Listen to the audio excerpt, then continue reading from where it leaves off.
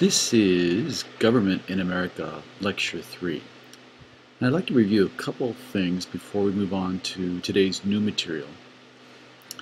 And that would be talking a little bit more about democracy and the fact that the Constitution does not mention the word democracy at all.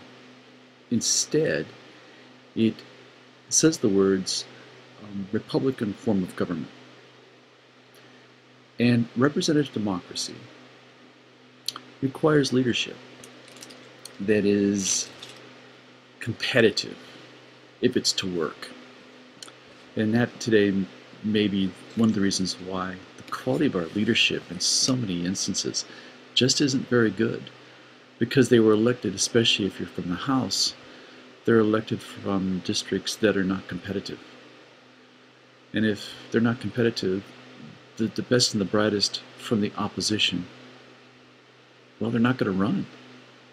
Why waste the money? The party's not going to invest in them because it's basically throwing money away. So we need to have some changes. And for our representative democracy to work, we have to have all 435 districts in the House and districts at the state level be competitive. Now, I know that that's a problem in some places. In rural areas, perhaps in inner cities, it's very, very difficult to get competitive districts because the population votes one way or another. And more, perhaps just as important as creating competitive districts, you want to have districts that are cohesive. They represent the same towns. You wouldn't want to see a Palmdale or Lancaster divided up into 9 different districts, because then no one would ever represent us. So there has to be a little bit of recognition that what's important is that people recognize that there's kind of a united or uniform area that that represents them, and they're represented by representatives, senators, state legislators who understand who they are and what they represent.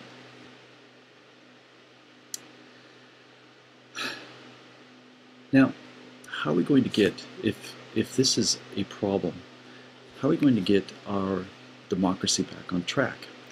Well, I think first and foremost, we have to have community control. And secondly, we have to have citizen participation. You know, half of our people opt out of the system.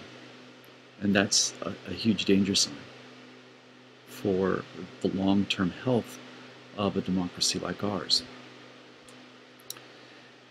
And this gets us into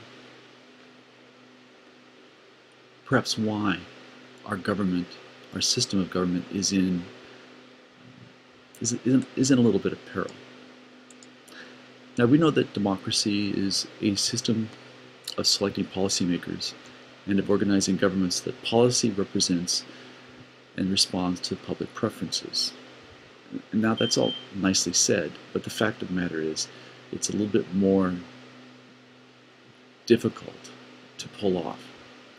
We also want to make sure that there's equality in voting, that there is not, well, that there is access, but also that people's votes count equally. So our system is actually structured in such a way that, especially in the Electoral College, a voter in Wyoming or Rhode Island, let's say, has a much greater voting weight than a voter in California. We have to generate participation. And we have to create, we have to create an understanding of the issues. And at the same time, we have to give citizens back control of the agenda. They've been hijacked by interest groups. From Washington to California with the initiative process, the agenda is in control and controlled by those with not only better access, but also a lot more money. So let's look at our first political theory. Now we call this pluralism, or pluralist theory. And we can see that it's a theory of government and policies which emphasize that there's competition among all the groups who are seeking access to power, or at least trying to get their agenda passed. And that each of them, as they're pressing for their own preferred policies, each of them has a realization that they're going to have to compromise. And this encourages groups to work together. They all know that they're not going to get everything that they want. But it's better to get something rather than nothing. And so consequently, pluralist theory was, in a sense, what we started with in the 18th century, throughout much of the 19th century, and most of the 20th century.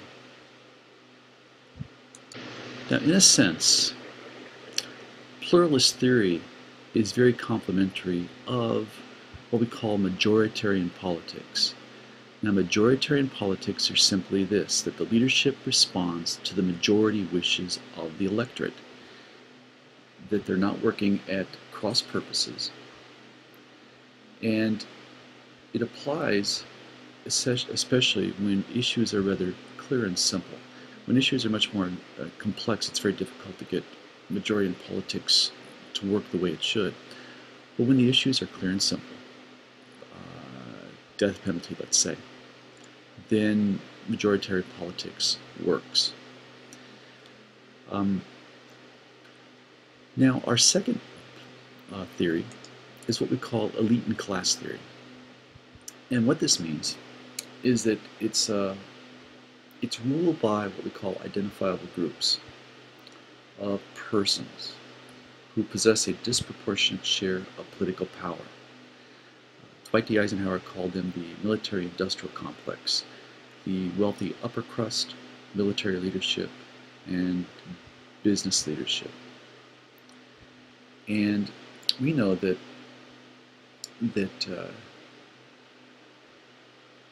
elite and class theory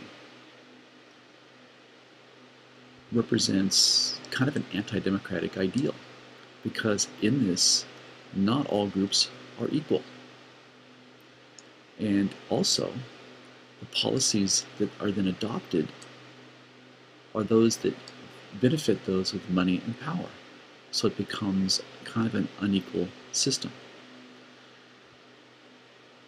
And with as you can see here on the right, you have the power elite in the middle. So the boards of directors, the CEOs, the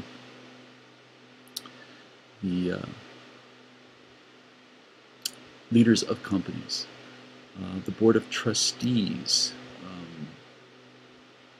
the hired experts, especially in public policy, the social upper class, the Kennedys, the Kerrys, the Bushes. All of these represent this kind of power elite, which represents elite and class theory.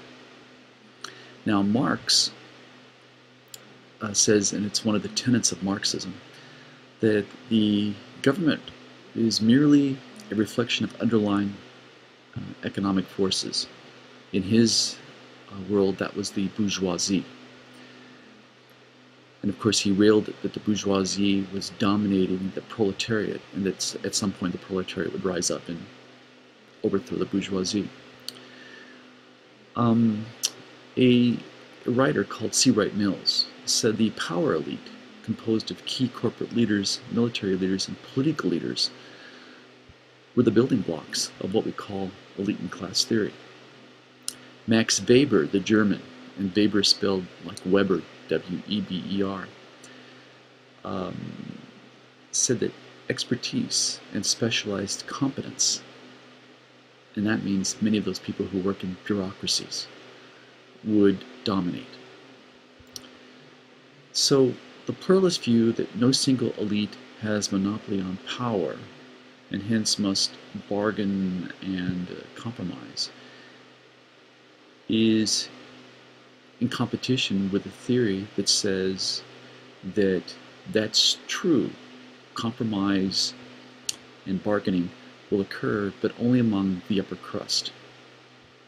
the small number of people who own enormous wealth, who have enormous influence, and help make the decisions and the agenda will benefit. Now there's a third type of theory, and we call this hyperpluralism, and it's a riff on pluralism. And it's a theory of government and politics that contends that groups are so strong that government is weakened because there are far too many ways for the groups to control policy.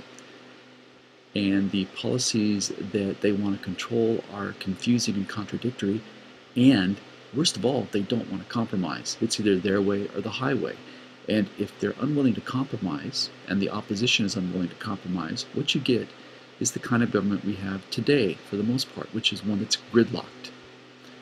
And that is hurting us, because we have pulled away from pluralism into a system that probably benefits elite and class theory,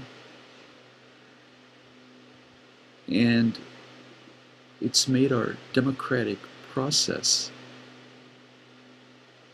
one that doesn't work, one that is stalled. And so we can't get important issues dealt with. Social Security, Medicare, you name it. We seem to be stuck without a way out. And I know that's a cynical view. We know that, the cynical view of politics is that it's a self-seeking enterprise. And we also know that there are many arguments against that politics is a self-seeking enterprise. We know that, for instance, the majority of the membership of the AFL-CIO probably opposed, sorry about that, my mechanical clock was going off, probably opposed the leadership's push to adopt civil rights in the 1960s. There was no personal gain by the leadership. There was no personal gain for the union. We know that in the 1970s, when working for deregulation of the airline industry would have meant the end of their jobs, employees worked for it because they saw that that having the market determine pricing for airlines was much better than having the pricing determined by some government official. So what we can look at when we look at these theories, it's that we know that no single theory is adequate. We know that government today is still evolving. The government that we have now is very different from the government, well, somewhat different than the government we had 30 years ago. We know that politics is about the public interest. It's not always just about who gets what. And so we're finding out who governs. And we don't always like the answers. We find that we get some of the answers, or they're contingent upon other things that we don't know. So we don't see the whole picture. We have to understand how preferences are formed, and we perhaps don't. And what we mean by that is those in charge, how do they develop their preferences? And the large groups who push from the bottom, us, how do we develop our preferences? And is there a clash? And where we have laws on the books, politics is a little bit different. It can't be equated to the laws that are on the books. It's very dynamic in the way that it is practiced. And so this is the end of chapter 1. It was a fairly easy chapter. There are things in here that you should understand, and that's what you're going to be quizzed on Monday morning when you come back. You need to understand all three types of theories. You've read them in your book. You've listened to me talking about them. They are 4 terms: pluralism, hyperpluralism, elite and class theory, and majoritarian therefore terms that you have to understand. We will encounter all four in our survey of advanced placement government. So these are the first big building blocks that you have to understand. So this ends Government in America, Lecture 3.